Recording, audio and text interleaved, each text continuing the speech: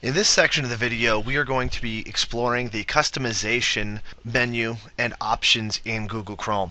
Now, to access the customization menu, you're going to go over to the top right. It is the three gray bars on the icon button. It used to be what looked like a little wrench. And when you click it, you get a menu.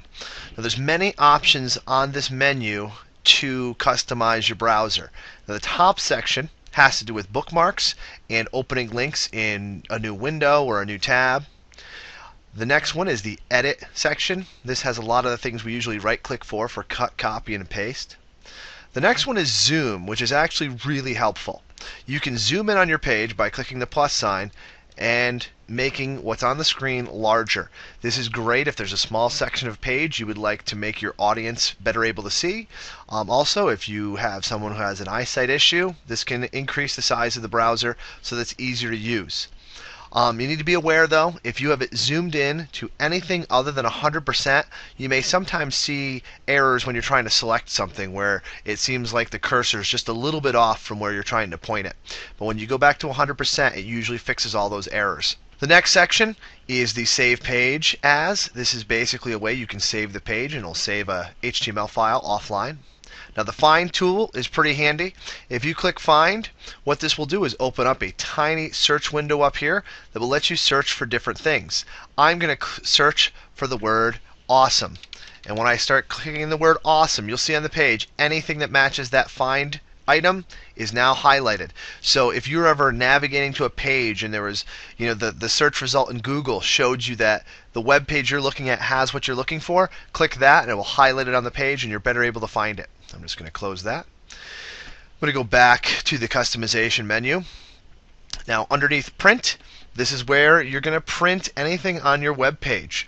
When you click print, it will open up a print screen. Now, usually it will open up a screen that's kind of a preview for a PDF to allow you to print whatever on your screen. Now, I'm not really interested in printing this page, so I'm going to hit cancel for now and go back to the customization menu.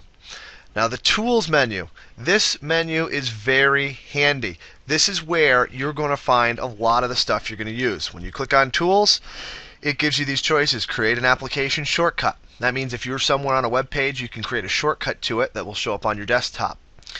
This is where we go to get extensions. Now, extensions are these little programs in the top right, these little tools that you can use. When you want to find them, this is a place to go look.